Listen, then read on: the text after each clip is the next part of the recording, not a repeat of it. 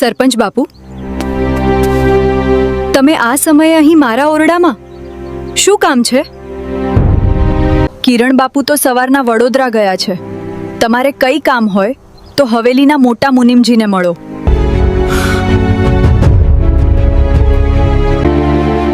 જશોદા, હું અહીં કિરણિયાને મળવા નથી આવ્યો. હું તો તને મળવા આવ્યો છું. અરે રમેશિયાને મરીએ 4 મહિના થઈ ગયા. તું આ જુવાન લોહી આ 4 દિવાલોની વચ્ચે ક્યાં સુધી સૂકવી નાખીશ? તારા આ 2 છોકરાઓ સાવ અનાથ છે. આખી જિંદગી આ બીજાના ટુકડા પર ક્યાં સુધી પલશે? મોઢું સંભાળીને બોલો. તમે ગામના વડીલ છો. તમારા ઘરમાં પણ વહુ દીકરીઓ બેઠી છે. હું એક આબરૂદાર વિધવા સ્ત્રી છું અને આ જગ્યા જમીનદાર કિરણ બાપુની છે. અહીં પગ મૂકતા પહેલા 100 વાર વિચારજો. ચાલ્યા જાઓ અહીંથી, નહીતર હું રાડા રોડ કરી મૂકીશ અને આખું ગામ ભેગું થઈ જશે. ઓ મોટી સતી સાધ્વી થા માં જશોદા. આ મયુરદાન ધારે તો આખા ગામને ખરીદી શકે છે. તું કયા કિરણિયાના પાવર પર કૂદે છે? એ તો આજે વડોદરા ગયો છે, પણ કાલે સવારે જ્યારે એ પાછો આવશે ને ત્યાં સુધીમાં તો તારો આ ઓરડો જમીનદોસ્ત થઈ ગયો છે. તમે શું કહેવા માંગવા છો? તું જે આ ઓરડામાં રહે છે ને એની બિલકુલ અડીને ગામની સરકારી પંચાયતની ગૌચર જમીન આવેલી છે. મેં સરપંચ તરીકે આજે સવારે જ કાગળ તૈયાર કરી લીધો છે કે આ ઓરડો સરકારી જમીન પર ગેરકાયદેસર દબાણ કરીને બનેલો છે.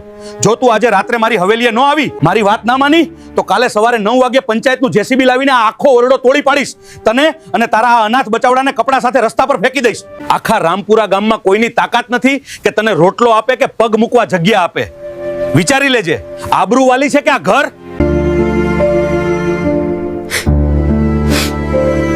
નમસ્તે મિત્રો, આજે હું તમારી સમક્ષ એક એવી રૂવાણા ઊભા કરી દે તેવી, કાળજું કંપાવી દે તેવી અને અંદરથી તમને હચમચાવી મૂકે તેવી અદ્ભુત મહાકહાની લઈને આવ્યો છું, જે સાંભળીને સમાજની ક્રૂરતા સામે તમારું લોહી ઉકળી ઉઠશે અને એક સાચા મર્દ માણસની ઇન્સાનિયત જોઈને તમારી આંખો ગર્વથી ભીની થઈ જશે. આ કોઈ મનગણંત વાર્તા નથી, પણ વડોદરાના વાઘોડિયા પંથકના એક ગામડામાં બનેલી એક એવી જીવતી જાગતી સત્ય ઘટના છે, જે સાબિત કરે છે કે જો સમાજમાં મયુરદાન જેવા લંપટ અને અહંકારી વગદારો જીવે છે, તો સામે ગરીબોની આબરૂ બચાવવા માટે જમીનદાર કિરણભાઈ જેવા સિંહ પણ આજે વસુંધરા પર બેઠા છે. આ વાર્તા છે એક ગરીબ, સીધા સાદા અને વફાદાર નોકર રમેશના અચાનક અવસાન પછી તેની 28 વર્ષની યુવાન વિધવા પત્ની જશોદા પર ગામના નરાધમ સરપંચે નાખેલી કાળી નજરની. એ નરાધમે વિચાર્યું કે આ અબળા નારીનો ધણી મરી ગયો છે, 2 નાના બાળકો અનાથ છે, એટલે એની લાચારીનો ફાયદો ઉઠાવી એની ઇજ્જત બજારમાં લીલામ કરી દઈશું અને એને ગામમાંથી કાઢી મૂકીશું. પણ એ હંકારી સરપંચ એ ભૂલી ગયો હતો કે જશોદા જે ધરતી પર ઊભી છે એનો અસલી માલિક હજુ જીવે છે. જ્યારે આ જમીનના જમીનદાર કિરણભાઈ વચમાં પડે છે અને પોતાની મર્દાઈ તથા ક્ષત્રિય વટનો અસલી પાવર બતાવે છે, ત્યારે આખા ગામની સામે અહંકારના લીરે લીરા કેવી રીતે ઉડે છે તે જોવા જેવું છે. આ હૃદયદ્રાવક, લાંબી અને રોમાંચક સફરને એક પળની ઝીણવટભરી વિગતો સાથે અંત સુધી માણજો. કારણ કે જ્યારે અન્યાય સામે કોઈ સાચો માણસ પોતાની બંદૂક અને કાળજું લઈને રસ્તા પર ઉતરે છે, ત્યારે પાપીઓ કીડીની જેમ દરમાં ભરાઈ જતા હોય છે. જો આ વાર્તા તમારા દિલના તારને હચમચાવી મૂકે તો હમણાં જ આપણી ચેનલને સબસ્ક્રાઇબ કરજો, વિડીયોને લાઇક કરજો અને કમેન્ટ બોક્સમાં જરૂર જણાવજો કે તમે આ વિડીયો કયા દેશ, રાજ્ય કે શહેરમાંથી જોઈ રહ્યા છો, જેથી આપણને ખબર પડે કે આપણો આ સંસ્કારી પરિવાર ક્યાં સુધી ફેલાયેલો છે. હું છું તમારો દોસ્ત સુનીલ. તો ચાલો કોઈ પણ વિલંબ વગર શરૂ કરીએ આજની આ દિલધડક મહાકહાની. વડોદરા જિલ્લાનો વાઘોડિયા તાલુકો એટલે ઉદ્યોગો અને ખેતીની લીરીછમ ધલતીનો સમન્વય. આજ તાલુકાના અંતરિયાળ વિસ્તારમાં આવેલું એક સમૃદ્ધ, મોટું અને જૂની સંસ્કૃતિને સાચવીને બેઠેલું ગામ એટલે રામપુરા. રામપુરા ગામમાં પેઢીઓથી જમીનદારી ધરાવતા અને આખા પંથકમાં જેમનું નામ પડતાની સાથે જ લોકો આદરથી માથા નમાવતા એવા જમીનદાર કિરણભાઈ શુક્લ રહેતા હતા. કિરણભાઈ દેખાવમાં 6.5 ફૂટ ઊંચા, કદાવર બાંધાના, તેજસ્વી આંખો અને રોફદાર મૂછો ધરાવતા અસલી ખમીરવંતા માણસ હતા. તેમની હવેલી ગામની બિલકુલ મધ્યમાં આવેલી હતી. એ 2 માળની પથ્થરની બનેલી જૂની હવેલી માત્ર એક મકાન નહોતી, પણ એ ગામના ગરીબો માટે આશરાનું સ્થાન હતી. કિરણભાઈના પિતા મૂકી ગયેલી સેંકડો વીઘા ફળદ્રુપ જમીન, કપાસ અને ડાંગરના ખેતરો તેમજ માઇલો સુધી ફેલાયેલા આંબાના બગીચાઓ કિરણભાઈની અઢળક સંપત્તિના સાક્ષી હતા. પરંતુ આટલી મોટી સાહેબી અને જમીનદારી હોવા છતાં કિરણભાઈના પગ હંમેશા જમીન પર રહેતા. તે ક્યારેય કોઈ ગરીબ પર અન્યાય સહન નહોતા કરતા અને આખા ગામના સુખ દુઃખના ફેસલા આજે પણ કોર્ટ કચેરીને બદલે કિરણભાઈની હવેલીના ચોકમાં જ થતા હતા. કિરણભાઈના આ વિશાળ કારોબાર, ખેતી અને હવેલીની દેખરેખ રાખવા માટે તેમની પાસે એક અતિ વફાદાર નોકર હતો, જેનું નામ હતું રમેશ. રમેશ રબારી જ્ઞાતિનો એક સાવ સીધો, સરળ અને ઈમાનદાર યુવાન હતો. તેના પિતા પણ કિરણભાઈના પિતાના સમયથી આ જ હવેલીમાં નોકરી કરતા હતા. રમેશ માટે હવેલીનું કામ એ માત્ર નોકરી નહોતી, પણ તેનો ધર્મ હતો. તે સવારે 4 વાગે ઉઠીને હવેલીના પશુઓને નિરણ કરતો, ખેતરોમાં મજૂરો પર દેખરેખ રાખતો અને રાત્રે 10 વાગ્યા સુધી હવેલીની ચોકી કરતો. કિરણભાઈ પણ રમેશને ક્યારે એક નોકરની નજરથી નહોતા જોતા. તે રમેશને પોતાના નાના ભાઈની જેમ રાખતા. ઘરમાં કોઈ સારો પ્રસંગ હોય કે તહેવાર હોય, રમેશના પરિવાર કપડાં અને મીઠાઈ પહેલા ખરીદાતી. રમેશના પરિવારમાં તેની 28 વર્ષની પત્ની જશોદા અને 2 નાના બાળકો હતા. એક 7 વર્ષનો દીકરો કાનજી અને 5 વર્ષની દીકરી કાવ્યા. જશોદા સાવ ભોળી, ગામડાના સંસ્કારોથી સિંચાયેલી અને પવિત્ર સ્ત્રી હતી. તે હવેલીના પાછળના ભાગમાં આવેલા પંચાયત પ્લોટને અડીને આવેલા કિરણભાઈના જ એક મોટા પાક્કા ઓરડામાં પોતાના પરિવાર સાથે અત્યંત સંતોષથી રહેતી હતી. રમેશ રાત્રે થાક્યો પાક્યો ઓરડે આવે ત્યારે જશોદા હસતા મુખે એને રોટલો જમાડતી. રમેશ હંમેશા જશોદાને કહેતો કે જશોદા, આપણે ભલે ગરીબ છીએ, પણ આપણને કિરણ બાપુ જેવા ધણી મળ્યા છે એ આપણા પૂર્વજન્મના પુણ્ય છે. આપણા છોકરાઓને ભણાવવાની જવાબદારી પણ બાપુએ લીધી છે. આપણી 7 પેઢી પણ આ હવેલીનો ગુણ નહીં ભૂલી શકે.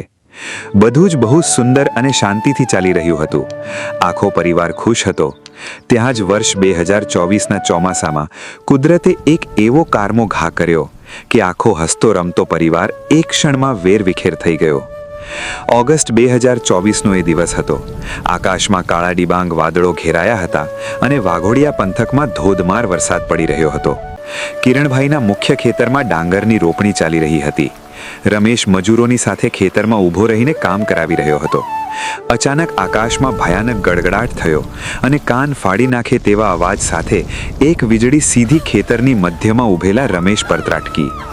વીજળીનો આંચકો એટલો તીવ્ર હતો કે રમેશ ત્યાં જ લોહી લુહાણ થઈને જમીન પર ઢળી પડ્યો અને ઘટના સ્થળે જ તેનો જીવ ચાલ્યો ગયો. ખેતરમાં દેકારો મચી ગયો. મજૂરો દોડતા હવેલીએ આવ્યા અને કિરણભાઈને સમાચાર આપ્યા. કિરણભાઈ પોતાની ગાડી લઈને ખેતરે દોડ્યા, પણ રમેશનો દેહ સાવ શાંત થઈ ચૂક્યો હતો. રમેશના મરણના સમાચાર જશોદાના ઓરડે પહોંચતા જ જશોદા પર જાણે આખું આભ તૂટી પડ્યું. તે પોતાના બંને બાળકોને છાતીએ વળગાડીને હવેલીના ચોકમાં દોડી આવી અને રમેશના શવ પર માથું પછાડીને ધ્રુસકે ધ્રુસકે રડવા લાગી. આખી હવેલી અને પડોશીઓની આંખો ભીની થઈ ગઈ.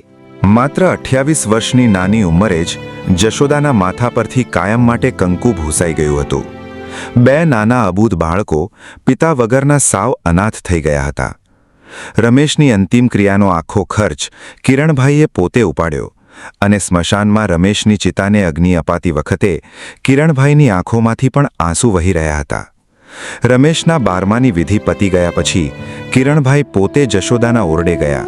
તેમણે જશોદાના માથા પર હાથ મૂક્યો અને પહાડ જેવા આશ્વાસન સાથે કહ્યું કે જશોદા, રમેશ ભલે દુનિયામાંથી ગયો, પણ તું તારી જાતને એકલી ન સમજતી. જ્યાં સુધી આ કિરણ શુક્લના શરીરમાં શ્વાસ ચાલે છે, ત્યાં સુધી તું આ હવેલીની બહેન છે. તારા ઓરડાનું ભાડું, તારું અનાજ પાણી અને આ બંને બાળકોના ભણતરની એક પાઈનો ખર્ચ હું ઉપાડીશ. તું શાંતિથી અહીં જ રહેજે અને કોઈનાથી ડરવાની જરૂર નથી. જશોદાએ રડતા હાથે જમીનદાર બાપુના ચરણ સ્પર્શ કર્યા. રમેશના ગયા પછીના 3-4 મહિના જશોદાએ સાવ રૂમમાં પુરાઈને વિતાવ્યા. તે પોતાના બાળકોના ચહેરા જોઈને જીવ પથ્થર કરતી હતી. હવેલીમાંથી દર મહિને અનાજની ગુણો અને ઘર ખર્ચના પૈસા સમયસર પહોંચી જતા હતા, એટલે તેને આર્થિક કોઈ તકલીફ નહોતી. પરંતુ તે એ વાતથી સાવ અજાણ હતી કે ગામની પંચાયતની ખુરશી પર બેઠેલો સરપંચ મયુરદાન તેના પર પોતાની કાળી અને ગંદી નજર નખાઈને બેઠો હતો. મયુરદાન ગામનો સરપંચ હોવાની સાથે સાથે વાઘોડિયા પંથકનો મોટો રાજકીય માથાભારે માણસ હતો. તેની પાછળ વડોદરાના મોટા નેતાઓનો હાથ હતો. તે અહંકારી, વિલાસી અને અત્યંત લંપટ સ્વભાવનો માણસ હતો.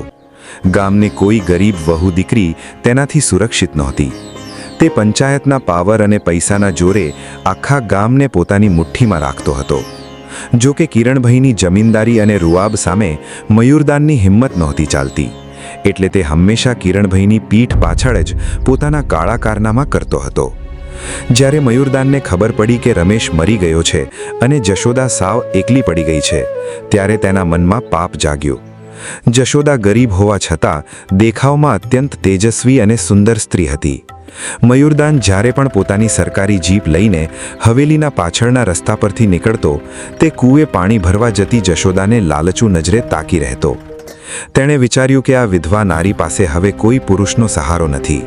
જો એને થોડી ધમકી આપવામાં આવે અથવા પૈસાની લાલચ આપવામાં આવે તો તે આસાનીથી વશ થઈ જશે.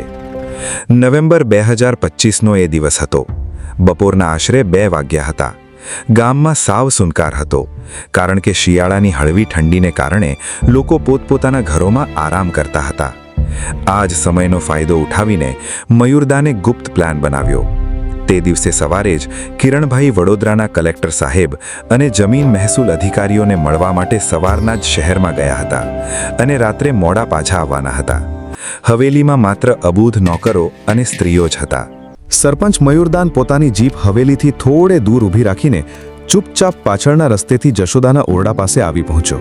તે સમયે જશોદા રસોડાનું કામ પતાવીને પોતાના નાના દીકરા કાનજીને ખોળામાં સૂડાવી રહી હતી અને દીકરી બાજુમાં રમતી હતી. અચાનક ઓરડાના લાકડાના દરવાજા પર જોરથી લાત વાગી અને દરવાજો ધડામ કરતો ખુલ્યો. જશોદા ચમકી ગઈ અને તેણે સામે જોયું તો સરપંચ મયુરદાન આંખોમાં વાસના અને અહંકાર લઈને અંદર ઘૂસી આવ્યો હતો. મયુરદાનને અચાનક આ સમયે પોતાના ઓરડામાં જોઈને જશોદાના હોશ ઉડી ગયા. તે ઝડપથી ઊભી થઈ, માથે સાડલો સરકો કર્યો અને રૂમના કોર્નર તરફ ખસી ગઈ.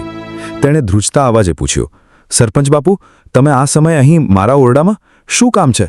કિરણ બાપુ તો સવારના વડોદરા ગયા છે. તમારે કંઈ કામ હોય તો હવેલીના મોટા મુનિમજીને મળો. મયુરદાનના ચહેરા પર એક અત્યંત ક્રૂર અને નીચ હાસ્ય આવી ગયું.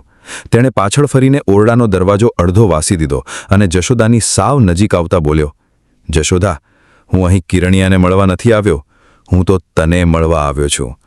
અરે રમેશિયાને મરે 4 મહિના થઈ ગયા. તું આ જુવાન લોહી આ 4 દિવાલોની વચ્ચે ક્યાં સુધી સૂકવી નાખીશ? આ તારા 2 છોકરાઓ સાવ અનાથ છે. આખી જિંદગી આ બીજાના ટુકડા પર ક્યાં સુધી પલશે? જશોદાના કાળજામાં ધ્રાસપો પડ્યો. તે મયુરદાનનો ગંદો ઈરાનો બરાબર સમજી ગઈ. ગરીબ હોવા છતાં તેની અંદર અસલી ખમીરવંતી નારીનું લોહી હતું. તેણે પોતાની દીકરીને પાછળ છુપાવી અને સાહસ ભેગું કરીને કીધું, સરપંચ બાપુ, મોઢું સંભાળીને બોલો. તમે ગામના વડીલ છો. તમારા ઘરમાં પણ વહુ દીકરીઓ બેઠી છે. હું એક આબરૂદાર વિધવા સ્ત્રી છું અને આ જગ્યા જમીનદાર કિરણ બાપુની છે. અહીં પગ મૂકતા પહેલા 100 વાર વિચારજો. ચાલ્યા જાઓ અહીંથી, નહીં તો હું રાડા રોડ કરી મૂકીશ અને આખું ગામ ભેગું થઈ જશે. મયુરદાન આ સાંભળીને ગુસ્સાથી લાલચોળ થઈ ગયો. ગામનો સરપંચ હોવાના અહંકારમાં ચૂર મયુરદાન સામે આખા ગામમાં કોઈ પુરુષ પણ અવાજ ઊંચો નહોતો કરી શકતો, અને આ એક ગરીબ નોકરની વિધવા તેને ધમકાવી રહી હતી. તેનો અહંકાર ઘવાયો. તેણે જશોદાનો હાથ પકડવા માટે પોતાનો હાથ આગળ લંબાવ્યો અને કડક અવાજે ધમકી આપતા કહ્યું, ઓ મોટી સતી સાધ્વી થામા જશોદા, આ મયુરદાન ધારે તો આખા ગામને ખરીદી શકે છે. તું કયા કિરણિયાના પાવર પર કૂદે છે? એ તો આજે વડોદરા ગયો છે, પણ કાલે સવારે જ્યારે પાછો આવશે ને, ત્યાં સુધીમાં તો આ તારો ઓરડો જ જમીન દોસ્ત થઈ ગયો હશે. જશોદા ધ્રુજી ગઈ. તમે શું કહેવા માંગો છો? મયુરદાને પંચાયતનો અસલી દબાણનો પાવર બતાવતા કીધું, તું જે આ ઓરડામાં રહે છે ને, એની બિલકુલ અડીને ગામની સરકારી પંચાયતની ગૌચર જમીન આવેલી છે. મેં સરપંચ તરીકે આજે સવારે જ કાગળ તૈયાર કરી લીધું છે કે આ ઓરડો સરકારી જમીન પર ગેરકાયદેસર દબાણ કરીને બનેલો છે. જો તું આજે રાત્રે મારી હવેલીએ ન આવી, મારી વાત ન માની, તો કાલે સવારે 9 વાગે પંચાયતનું જેસીબી લાવીને આ આખો ઓરડો તોડી પાડીશ. તને અને તારા અનાથ બચ્ચાઓડાને કપડાં સાથે રસ્તા પર ફેંકી દઈશ. આખા રામપુરા ગામમાં કોઈની તાકાત નથી કે તને રોટલો આપે કે પગ મૂકવા જગ્યા આપે. વિચારી લેજે, આબરૂ વહાલી છે કે આ ઘર? જશોદાની આંખોમાંથી શ્રાવણ ભાદરવો વહેવા લાગ્યો, પણ તેનો આત્મા મરી નહોતો પરવાર્યો. તેણે પોતાની પૂરી તાકાત ભેગી કરી અને મયુરદાનને જોરથી ધક્કો માર્યો. મયુરદાન અચાનક આ ધક્કાથી પાછળ હટી ગયો. જશોદાએ રૂમનો લોખંડનો ચીપિયો હાથમાં લીધો અને રાડ પાડીને કીધું, નરાધમ, નીકળ બહાર અહીંથી, નહીંતર આજે કાં તો હું મરી જઈશ કાં તો તારો જીવ લઈ લઈશ. મારી આબરૂ પર હાથ નાખતા પહેલા તારું મોત સામે દેખાશે. મયુરદાન જશોદાનું આ રૌદ્ર સ્વરૂપ જોઈને થોડો ગભરાયો, પણ પોતાનો અહંકાર સાચવતા બોલ્યો, સારું, તારું મોત જ તને વહાલું છે ને, તો કાલે સવારે જેસીબી તૈયાર રાખજે. તારો આ જમીનદાર ભાઈ પણ તને રસ્તા પર ભીખ માંગતા નહીં બચાવી શકે. એટલું કહીને મયુરદાન પગ પછાડતો ઓરડાની બહાર નીકળી ગયો અને પોતાની જીપ લઈને ચાલ્યો ગયો. જશોદાએ તાત્કાલિક અંદરથી મજબૂત લાકડાનો આરગળો વાસી દીધો અને જમીન પર બેસીને ધ્રુસકે ધ્રુસકે રડવા લાગી. તેના બંને નાના બાળકો પણ માને રડતી જોઈને ડરના માર્યા રડવા લાગ્યા. જશોદાને આખી દુનિયામાં અંધારું દેખાવા લાગ્યું. તેને થયું કે કાલે સવારે એના બાળકો રસ્તા પર આવી જશે. સાંજના આશરે 7:30 વાગ્યાનો સમય હતો. શિયાળાની રાત હોવાને કારણે આખું ગામ વહેલું ઘરમાં ભરાઈ ગયું હતું. એ જ સમયે હેડલાઇટના મોટા પ્રકાશ સાથે જમીનદાર કિરણભાઈની કાળા રંગની ભવ્ય એસયુવી કાર હવેલીના મુખ્ય ચોકમાં આવીને ઊભી રહી. કિરણભાઈ દિવસભરના કામથી થાકેલા હતા, પણ તેમના ચહેરા પર હંમેશ જેવો જ રૂઆબ હતો. કારમાંથી ઉતરીને તેમણે જેવું હવેલીના પ્રાંગણમાં પગ મૂક્યો, તેમને આખા વાતાવરણમાં એક અજીબ ગભરાટ અને સન્નાટો દેખાયો. સામાન્ય રીતે હવેલીના પગથિયા પર રમતા નોકરોના બાળકો આજે ક્યાંય દેખાતા નહોતા. રમેશનો મોટો દીકરો કાનજી હવેલીના એક ખૂણાના થાંભલા પાછળ છુપાઈને ચૂપચાપ રડી રહ્યો હતો. કિરણભાઈની નજર એ બાળકના આંસુઓ પર પડી. તેમનું દયાળુ હૃદય પીગળી ગયું. તેમણે બંદૂક અને ફાઇલો પોતાના મુનિમજીને સોંપી અને સીધા કાનજી પાસે ગયા. તેમણે કાનજીને તેડી લીધો, તેના આંસુ લૂછ્યા અને પૂછ્યું, કાનજી બેટા, શું થયું? તું આ મધરાતે અહીં એકલો કેમ રડે છે? તારી માં ક્યાં છે? તને કોઈએ માર્યો? નાના કાનજીએ રડતા રડતા ઝૂઝતા અવાજે કીધું, મોટા બાપુ, બપોરે પેલો ગામનો મોટો સરપંચ મયુરદાન આવ્યો હતો. એણે મમ્મીના રૂમનો દરવાજો જોરથી તોડી નાખ્યો. એ મમ્મીને બહુ ગંદી ધમકીઓ આપતો હતો અને કહેતો હતો કે કાલે સવારે મોટું પીળું જેસીબી લાવીને આપણો રૂમ તોડી નાખશે અને આપણને ગામમાંથી બહાર હાંકી કાઢશે. મમ્મી બપોરની રૂમ બંધ કરીને અંદર રડે છે. એણે અમને ખાવાનું પણ નથી આપ્યું બાપુ. અમને બહુ બીક લાગે છે. આ નાનકડા બાળકના મોઢેથી સરપંચના આ ભયાનક કરતૂતો સાંભળતા જ જમીનદાર કિરણભાઈની આંખોમાં જાણે સાક્ષાત કાળ ભરાઈ ગયો. ક્ષણવારમાં તેમનો ચહેરો લાલચોળ થઈ ગયો. તેમના કપાળની નસો ઉપસી આવી અને મુઠ્ઠીઓ એવી ઘીંસાઈ ગઈ કે આંગળીઓના ટેરવા સફેદ થઈ ગયા. એક લાચાર વિધવા સ્ત્રી જે એમના આશરે રહેતી હતી, તેના પર ગામનો સરપંચ આટલી નીચ હરકત કરે? આ કિરણ શુકવાના જીવતા જીવ આ હવેલીની આબરૂ પર હાથ નાખવાની હિંમત? કિરણભાઈએ કાનજીને નીચે ઉતાર્યો અને સિંહ જેમ પોતાની ગુફા તરફ દોડે તેમ લાંબા ડગલા ભરતા તે હવેલીના પાછળના ભાગમાં આવેલા જશોદાના ઓરડા તરફ ગયા. તેમની પાછળ હવેલીના 2-3 વફાદાર માણસો પણ દોડ્યા. કિરણભાઈએ જશોદાના દરવાજા પર હાથ મૂક્યો અને બહુ જ નરમ છતાં પહાડ જેવા ગંભીર અવાજે હાંક મારી, જશોદા, દરવાજો ખોલ બેટા. તારો આ ભાઈ કિરણ આવી ગયો છે. અંદરથી આરગોળો ખોલ. તારે હવે રડવાની કોઈ જરૂર નથી. માના કાનમાં જ્યારે પોતાના રક્ષકભાઈનો અવાજ પડ્યો ત્યારે જશોદાના જીવમાં જીવ આવ્યો. તેણે ધ્રુજતા હાથે આરગોળો ખોલ્યો. દરવાજો ખુલતાની સાથે જ કિરણભાઈએ જોયું કે જશોદાના વાળ વિખરાયેલા હતા. આંખો રડી રડીને લાલ થઈ ગઈ હતી અને ડર તેના ચહેરા પર સાફ દેખાતો હતો. જશોદા કશું જ બોલ્યા વગર સીધી કિરણભાઈના ચરણોમાં ઢળી પડી અને ધ્રુસકે ધ્રુસકે રડવા લાગી. કિરણભાઈએ તેને પિતૃવત વહાલથી 2 હાથ પકડીને ઊભી કરી અને કીધું, જશોદા, શાંત થા. તારા આ ભાઈના જીવતા તારે આંખમાં આંસુ લાવવાની જરૂર નથી. મને સાચે સાચું કહે, બપોરે લંપટ સરપંચે અહીં આવીને શું હરકત કરી છે? જશોદાએ રડતા રોતા બપોરે સરપંચ મયુરદાને ઓરડામાં ઘૂસીને કરેલી એક ગંદી વાત, તેની વાસનાભરી કાળી નજર, પંચાયતના ખોટા કાગળો અને કાલે સવારે જેસીબી લાવીને બાળકો સાથે ગામમાંથી બહાર કાઢી મૂકવાની આખી ધમકીની વિગત કિરણભાઈ સામે ખોલી દીધી. જશોદા બોલી, બાપુ, અમે ગરીબ છીએ. મારા ધણી ખેતરમાં તમારા માટે મરી ગયા, પણ હું મારી આબરૂ વેચીને જીવવા કરતાં આ બાળકો સાથે કૂવામાં પડીને મરી જઈશ. કાલે સવારે પંચાયતનું જેસીબી લાવશે. મારી આબરૂ આખા ગામ વચ્ચે રોળાશે બાપુ. હું ક્યાં જાઉં? જશોદાના આ એક શબ્દો કિરણભાઈના કાળજામાં તીરની જેમ વાગતા હતા. તેમનો ક્રોધ હવે 7મા આસમાને પહોંચી ગયો હતો.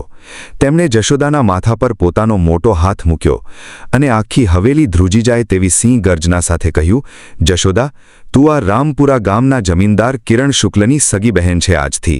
આ મયુરદાન સરપંચના પાવરમાં આંધળો થઈ ગયો છે ને? એને કાલ સવારની રાહ જોવી છે. પણ આ કિરણ શુક્લ ન્યાય કરવા માટે કાલ સવારની રાહ નથી જોતો. આ જમીનદારીનો અસલી પાવર અને ક્ષત્રિય વટ શું કહેવાય એ આ જ મધરાતે લંપટ સરપંચને બતાવવો પડશે. કિરણભાઈ સીધા હવેલીની અંદર ગયા. તેમણે કબાટમાંથી પોતાની 12 બોરની ડબલ બેરલ લાયસન્સવાળી બંદૂક કાઢી અને ખિસ્સામાં કારતૂસ ભર્યા.